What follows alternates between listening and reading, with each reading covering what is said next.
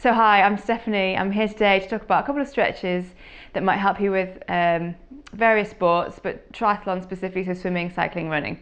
So if we start off with swimming, common injuries would be shoulder problems, which might be more long-term injuries, but if you can keep your pecs and lats stretched, that might help you avoid shoulder problems. So I'm going to show you a pec stretch, which is good for loads of people actually, because most people have tight pecs because most of everyday life is always in front of you, so you're always sitting at computers and lifting things.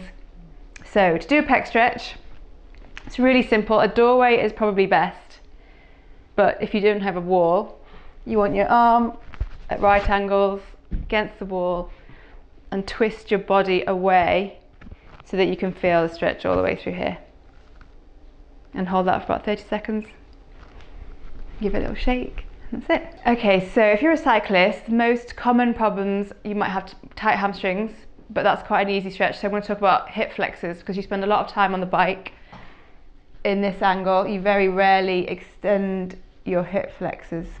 So if you want to stretch them out after you're off the bike, you can do a good exercise as a lunge. So with your hips square to the front, go into a lunge position. If you tuck your back toe under, it gives you a bit of an extra stretch. You can lunge forward and you should feel the stretch all the way in here. If you want to add extra stretch, you just lift your arm up and tilt slightly away. And you can also add in, if you activate your glute, so you're squeezing your glute, this pushes your hip forward, and you can do like a little pulse, which is good because it makes it a bit more of a functional exercise. So that's it, just hold that, do that for maybe a minute on both sides. Okay, so the last one is for runners. If you're new to running especially, you can get a lot of problems with your calves. I know I do.